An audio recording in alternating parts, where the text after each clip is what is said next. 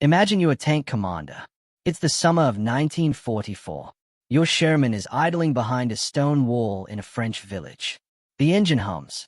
The street ahead is empty. Then you hear it. A sharp crack. Not artillery. Not infantry fire.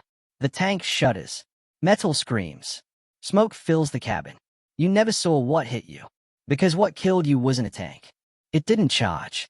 It didn't duel. It didn't announce itself. It waited. Tank destroyers were not built to conquer ground. They weren't meant to lead assaults or hold territory. They existed for one reason only: to hunt tanks. No turret, thinner armor, bigger guns. They were faster, cheaper, and far more expendable. And by the end of World War II, nearly every major army on Earth had built them. Why? That answer explains how armored warfare almost broke itself. What fear created? To understand tank destroyers, you first have to understand panic. In 1940, German panzer divisions ripped through Europe with terrifying speed. Poland collapsed. France fell in weeks. Tanks were no longer just support weapons. They were war-ending instruments. Every nation watching those advances reached the same conclusion. If we can't stop tanks, we'll lose. But tanks were expensive. They took time to design, time to produce, time to train crews for. And time was the one thing the war refused to give. So militaries began asking dangerous questions. What if we removed the turret? What if we accepted thinner armor? What if we built a vehicle that only needed to do one thing well? Kill enemy tanks before they killed us. That logic gave birth to a new class of machine, the tank destroyer. But here's the twist. Every nation feared tanks differently, and that fear shaped the machines they built.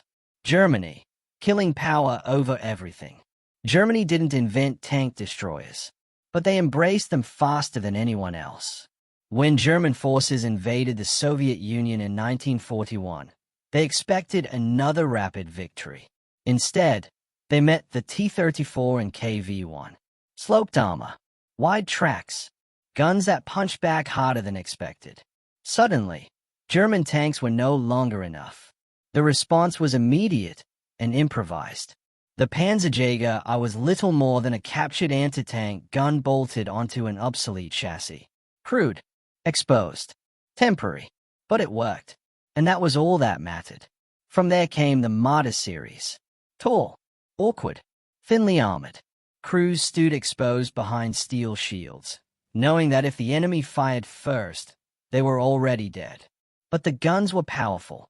German doctrine shifted rapidly. Don't fight tanks head-on. Don't trade blows. Kill them from distance or concealment. This thinking produced the Hetzer. Small, low-slung, cheap. It could hide where full-size tanks couldn't. Germany could build 3 Hetzers for the cost of 1 Panther, and that math mattered by 1943. But Germany didn't stop there. They refined the concept with the Jagdpanzer IV, sloping the armor, lowering the profile, mounting longer guns. Then came the Nashorn, tall and fragile, but armed with the 88mm Pak 43. If it saw you first, you died. If you saw it first, it died. There was no middle ground. The pinnacle of German tank destroyer design was the Jagdpanther. Fast, well-armored, deadly. It was arguably the most balanced tank destroyer of the war. But balance doesn't matter when numbers are gone. And then came the Jagdtiger. Heaviest, most powerful, most impractical. A machine so overbuilt that it struggled to reach the battlefield. German tank destroyers tell a clear story. When you can't outproduce the enemy, you try to outkill them. For a while, it worked. Then reality caught up. United States, speed as a doctrine. Across the Atlantic, American fear looked different. The U.S. Army didn't expect to fight tank duels across villages and forests. They feared breakthroughs. Fast, massed armored thrusts tearing open the front. So they built a doctrine to counter that nightmare. Tank destroyers would rush to the breach. They would converge. They would overwhelm. Speed wasn't optional. It was survival. The M10 Wolverine reflected that idea. Open-topped, reliable, produced in massive numbers. But by 1944, its guns struggled. So the Americans doubled down on speed. The M18 Hellcat was terrifyingly fast. Faster than many trucks. Faster than enemy tanks could react. Its armor was thin. Its gun was modest. But it didn't need brute force. It needed positioning. Then came the M36 Jackson. With a 90mm gun, American crews could finally face German heavy armor without flinching. The U.S. also fielded stopgap vehicles like the M3 GMC. Fragile, exposed, desperate. And that's the key word. American tank destroyer doctrine was born from theory, but tested by reality. Most breakthroughs never happened. Most tank destroyers ended up doing tank work anyway. And the lesson was painful. Specialization only works if the war behaves the way you expect. Soviet Union. Build it fast. Build a lot. The Soviets didn't debate doctrine. They reacted. They needed guns. They needed them now.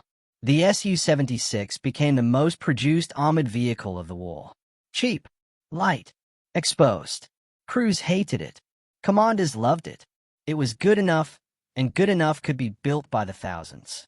When German armor thickened, the Soviets escalated. The Su-85 filled the gap. Then the Su-100 perfected it. Low profile, powerful gun, reliable chassis. It could kill German heavy tanks without expensive redesigns. And then came brute force. The Su-152 and ISU-152. They weren't precise. They didn't need to be. Their shells cracked armor through shock alone. German crews learned that surviving a hit didn't always mean surviving the impact. Soviet tank destroyers reflected Soviet strategy. Survive today. Win tomorrow. Replace losses faster than the enemy. Britain and others. Practical solutions. The British were pragmatic. They didn't chase purity. They chased results. The Archer looked strange. Its gun faced backward. But that design allowed ambush and immediate retreat. Fire. Revise. Survive. The Achilles modified American designs with better guns. Not elegant. Not revolutionary. Effective. Italy improvised with the Semovente series. Romania built Tarkam conversions. Japan largely ignored tank destroyers altogether. Each decision reflected priorities. Each revealed why tank destroyers disappeared. By 1945, the lesson was clear. A good tank could fight infantry, break defenses, dual armor. A tank destroyer could do one thing brilliantly. But war punishes narrow thinking. Post-war tanks absorbed the lessons. Bigger guns, better armor, better mobility. The specialist became unnecessary. Tank destroyers didn't fail. They solved the problem that stopped existing. Tank destroyers weren't mistakes. They were warnings. Warnings about panic, about overreaction, about designing weapons for nightmares instead of reality. They existed because tanks once seemed unstoppable, and they vanished when tanks learned to hunt back. For a brief, violent moment in history, the battlefield belonged to the predator. Then predator and prey became the same machine, and the age of the specialist killer ended.